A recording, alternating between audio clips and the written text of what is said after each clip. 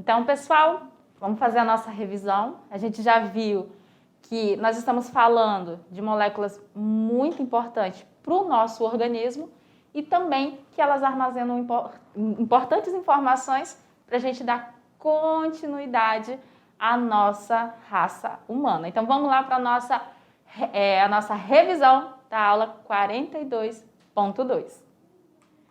Estamos falando dos ácidos nucleicos, né, pessoal?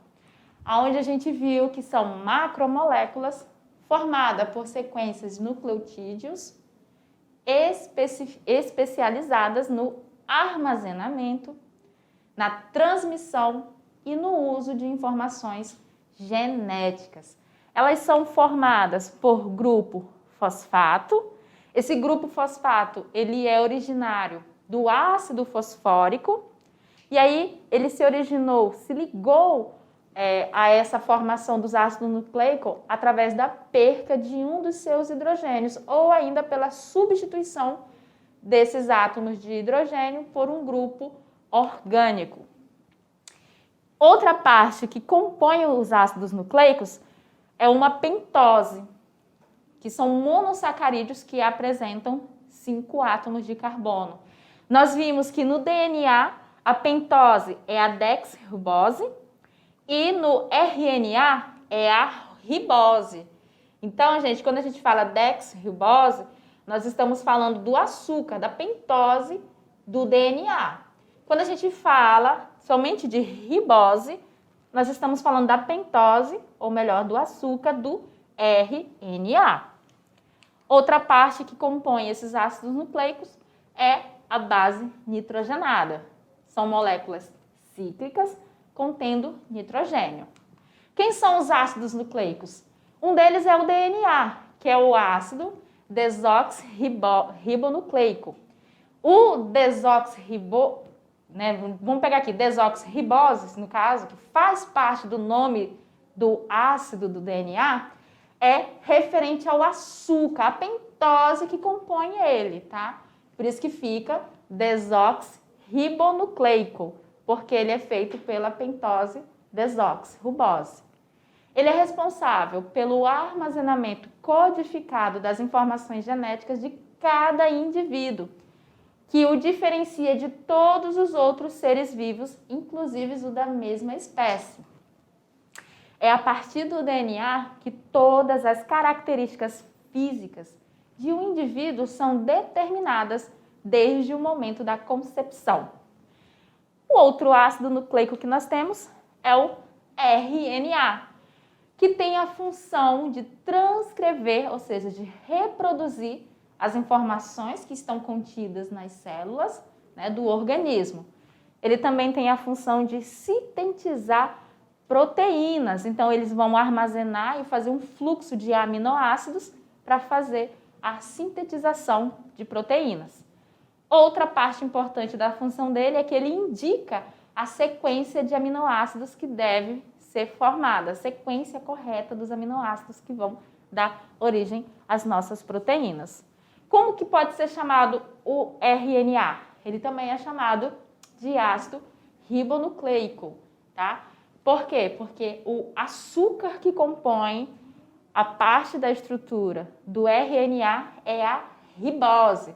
Então, é a diferença que nós temos ali da pentose que está presente no DNA para a pentose que se faz presente no nosso RNA, tá, pessoal? Por que eu estou falando da pentose? É porque durante a aula, às vezes, a gente tem muita informação para passar para vocês e acaba não especificando essa diferenciação da dexribose, né, e da ribose. E aí, quando chega lá nas atividades, que eu sei que vocês estão atentos às nossas atividades, a gente cobra uma informação que talvez tenha passado despercebido para vocês. Mas agora que nós já estamos tudo certinho, vamos lá para vocês fazerem a atividade de sala, que eu sei que vocês vão arrasar, e eu vou aguardar vocês aqui para a gente depois fazer a nossa correção juntos. Sucesso para vocês aí na atividade!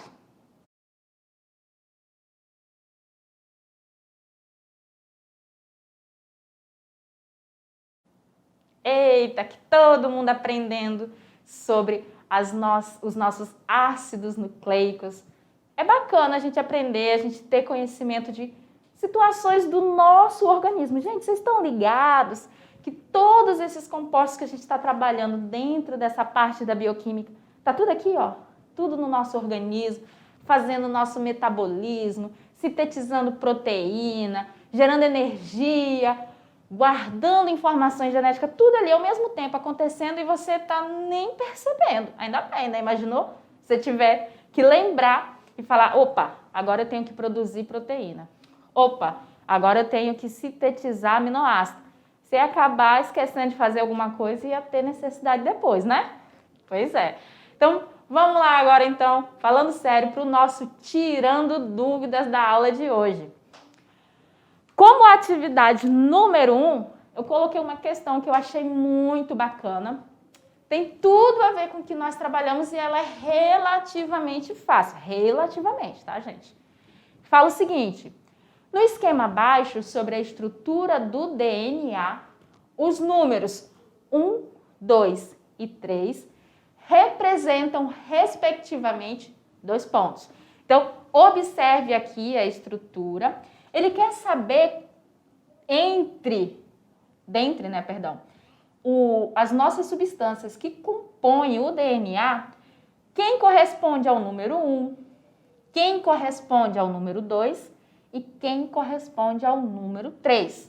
Lembrando que nós temos lá, quem é que compõe os ácidos nucleicos? Nós temos lá uma parte de fosfato, açúcares e uma base nitrogenada, não é isso?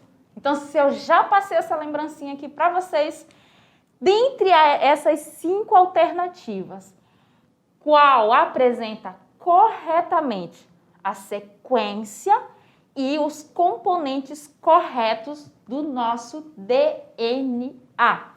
Aí tem, letra A, o número 1 é uma base nitrogenada, o número 2 é a pentose, que nesse caso é a dexribose, e o número 3 é o fosfato.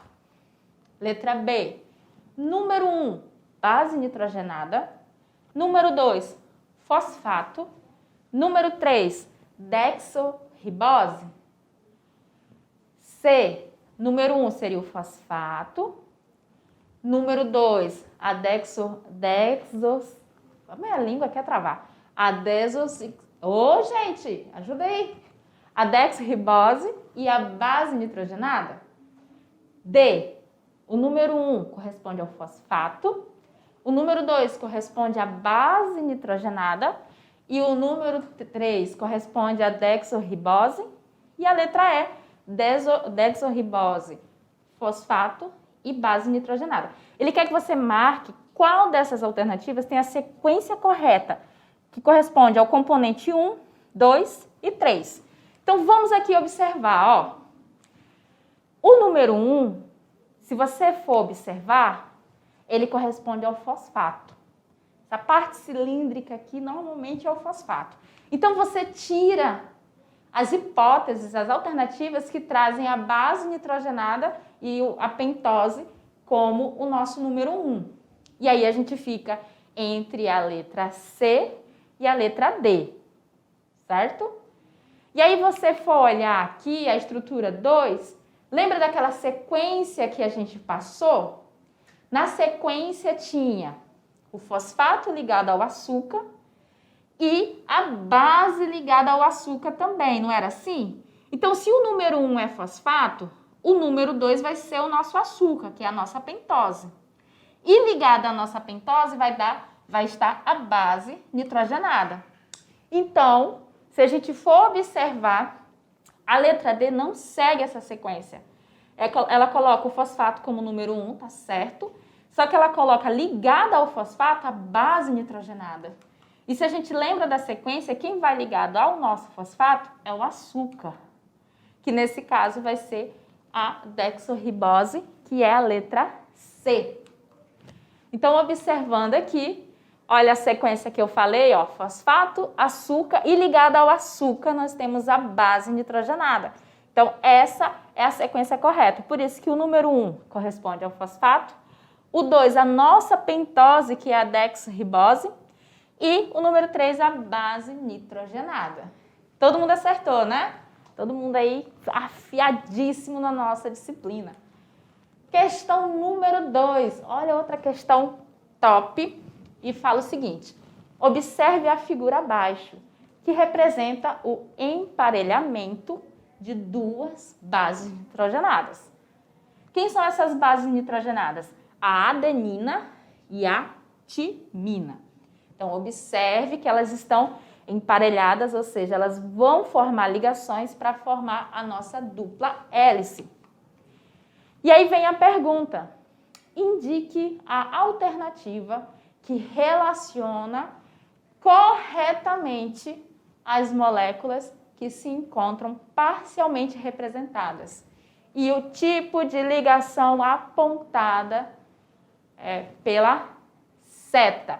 Então, ele quer saber qual é a molécula que vai ser formada pela ligação dessa parte aqui, para você entender que ácido nucleico vai estar saindo daqui e o tipo de ligação que essa seta está representando. E aí nós temos letra A, exclusivamente DNA e ligação de hidrogênio. Letra B, exclusivamente RNA, ligação covalente apolar. Letra C, DNA ou RNA e a ligação que está ocorrendo ali é a ligação de hidrogênio. Letra D, é uma molécula exclusivamente de DNA e a ligação que ocorre ali é uma ligação covalente apolar. E a letra E, exclusivamente RNA e a ligação ali é ligação iônica. Olha novamente aqui a estrutura. Nós vimos durante a aula que nós temos bases nitrogenadas que estão presentes tanto no DNA quanto no RNA. Porém, nós temos duas que elas são bem específicas. A uracila, que só aparece no DNA, e a timina, que somente está presente no DNA. Então, lá na estrutura, nós temos a ligação entre a adenina e a timina. Se tem timina, o nosso ácido nucleico que vai ser formado não pode ser o RNA, porque o RNA não apresenta timina. Então, ele é exclusivamente o DNA. Então, ali que tiver RNA, a gente já tira das alternativas e fica somente as que têm a opção de DNA. E o tipo de ligação? Gente, as ligações entre as bases nitrogenadas, nós vimos que elas são ligação de hidrogênio ou ponte de hidrogênio. Então, vamos lá ver as alternativas para a gente ver qual delas traz, respectivamente, que essa molécula aí que vai ser formada, ela é exclusivamente o DNA e a ligação é ligação de hidrogênio. Para mim aqui a letra A ela está corretíssima. A letra B não está porque ele fala do RNA. A letra C também e a letra E também. Então ficaria entre a letra A e a letra D. Só que na letra D ele fala que a ligação ali ela é covalente apolar. Então elimina ela das possibilidades corretas, ficamos apenas com a alternativa da letra A.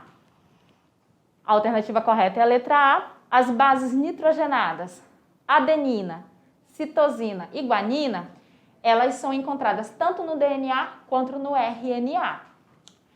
Já a uracila é encontrada apenas no RNA e a base nitrogenada timina é exclusiva do DNA.